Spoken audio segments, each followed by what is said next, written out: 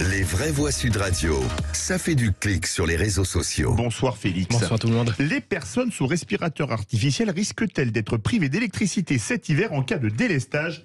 Emmanuel Macron s'est montré très en colère ce matin à propos des scénarios catastrophes. Oui, une annonce a semé la consternation hier soir de la part du gestionnaire du réseau électrique. En cas de délestage, les domiciles des personnes placées sous respirateur artificiel ne seraient pas classés prioritaires et ne pourraient donc pas être échappés aux coupures, concédait hier chez nos confrères de BFM TV le porte-parole d'Enedis, Laurent Méric. Les patients en haut risque vital ne font pas partie des clients prioritaires définis par les préfectures. Donc, comme ils sont éventuellement délestables, on fait attention en particulier à eux et avec les pouvoirs publics et avec l'ARS, si on sait qu'ils vont être délestés et qu'ils ne peuvent pas prendre les précautions qu'il faut, alors on va envoyer quelqu'un. Éventuellement, on va les aider à aller dans un endroit qui ne sera pas délesté. Pour résumer donc, soit la personne dispose de 2 heures d'autonomie chez elle pour faire fonctionner son respirateur artificiel, même pendant la coupure, soit elle devrait être conduite vers un lieu sans coupure de courant, comme un hôpital par exemple. Dans tous les cas, mieux vaut se signaler auprès des agences régionales de santé qui recontacteront ces personnes médicalisées à domicile dans les 2 jours avant l'éventuelle coupure. Des personnes dont la vie dépend d'un appareil, mais qui ne sont pas classées prioritaires. Beaucoup semblent juger cette annonce assez choquante. Ce monde est fou, réagit par exemple le dénommé Orwell sur Twitter. D'autres s'alarment carrément sur le thème « Il va y avoir des morts ». Alors voyant certainement la polémique monter, Emmanuel Macron ce matin a donc poussé un coup de gueule lors de son arrivée à un sommet européen en Albanie. Le chef de l'État très remonté contre la publicité autour de ces scénarios de coupure électrique. Ce débat est absurde. Le rôle des autorités publiques, des entreprises publiques, ça n'est pas de transférer la peur, ni de gouverner par la peur. Et donc, le rôle du gouvernement, des ministres, des opérateurs, c'est de faire leur travail pour fournir de l'énergie. C'est tout. Et ensuite, c'est d'appeler chacun à la responsabilité pour qu'il y ait de la sobriété. C'est pas de commencer à faire peur aux gens avec des scénarios absurdes et des choses comme j'ai entendu ces dernières heures. Stop à tout ça. Alors, vous l'entendez, le chef de l'État très agacé. Avec ses petits points crispés. Alors il faut dire que depuis ces annonces d'hypothèses de délestage en cas de manque d'énergie, eh bien une petite musique monte effectivement dans le pays sur le thème « Comment en est-on arrivé là dans la 7e puissance économique mondiale ?» D'où cette réaction à fleur de peau du chef de l'État.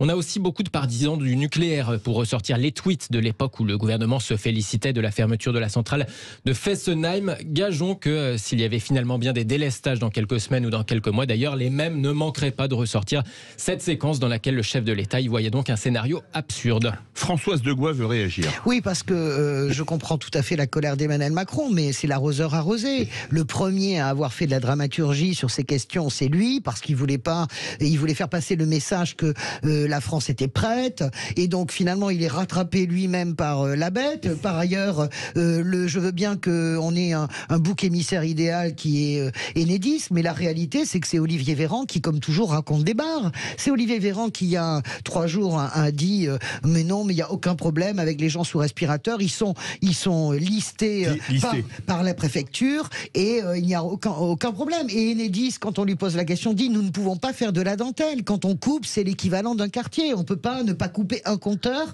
Voilà. Donc, moi, sur la stratégie d'Emmanuel Macron, je le redis, c'est lui qui a allumé tous les feux au départ, avec ce rôle toujours. Il les a plutôt éteints, ma chère Françoise. Voilà, il a allumé tous les feux avec ses ministres. C'est les ministres qui ont fait régner cette espèce de terreur, cette musique gouvernementale pour surtout pas être pris en défaut comme pour la crise du Covid.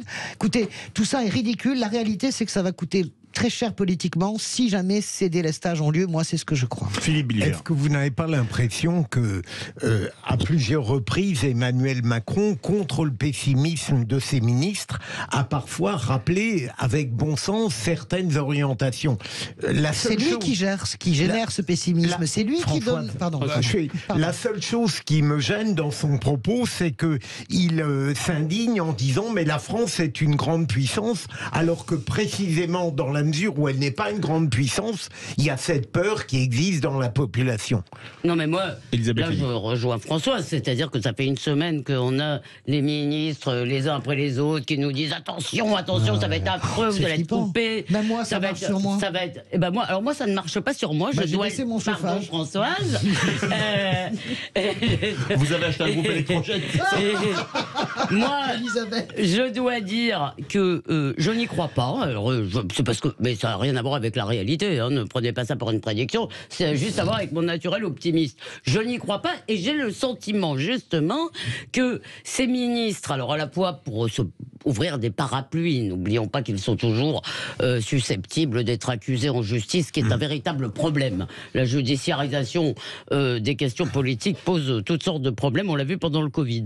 Donc ces ministres trouvent des parapluies. Ils se font peur eux-mêmes d'ailleurs. Eux-mêmes, on sent qu'ils ont la trouille, qu'ils savent pas où ils en sont, qu'ils ont l'air un peu. Et là-dessus, Emmanuel Macron, on a envie de lui dire, mais peut-être vous devriez rencontrer cette dame là. Comment s'appelle-t-elle, Madame Borne?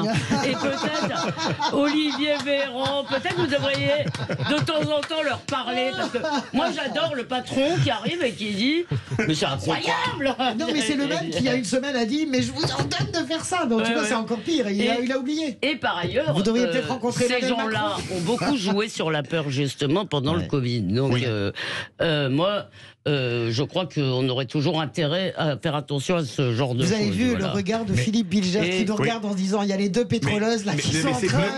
En parlant de pétroleuse, c'est le scoop. Elisabeth Lévy a acheté un groupe électrogène et donc elle n'a pas peur. D'ailleurs, je vais le revendre parce qu'il paraît que si ça intéresse quelqu'un. Mais parfois, Elisabeth, toute peur n'était pas illégitime. Ah, j'ai pas dit que c'était La peur illégitime. n'exclut pas le J'ai danger, dit- je suis non, d'accord. non, j'ai pas dit que c'était toujours illégitime. Je dis que là aussi, c'est une question de proportion. Et j'ai parfois l'impression qu'on joue à se faire peur. Je dis même pas que c'est exprès, qu'ils veulent nous effrayer, etc. C'est même pas ça. Mais il y a une Moi, je suis plus espèce de- méchante que vous. C'est une stratégie Allez, du gouvernement. gauche, même pas sûr. Merci beaucoup Félix Mathieu. Dans quelques instants, notre grand débat. Pour Bernard Cazeneuve, la NUPES ne peut pas incarner une alternance. Êtes-vous d'accord avec lui? Vous êtes 70% à dire oui. On en débat dans quelques instants avec Denis Collin, philosophe, auteur du livre Après la gauche, et de Friedrich Engels, philosophe et savant, qui est en train d'écrire d'ailleurs, mais comment Le peut-on manifeste encore du être Parti marxiste? communiste. Restez bien avec nous sur Sud Radio.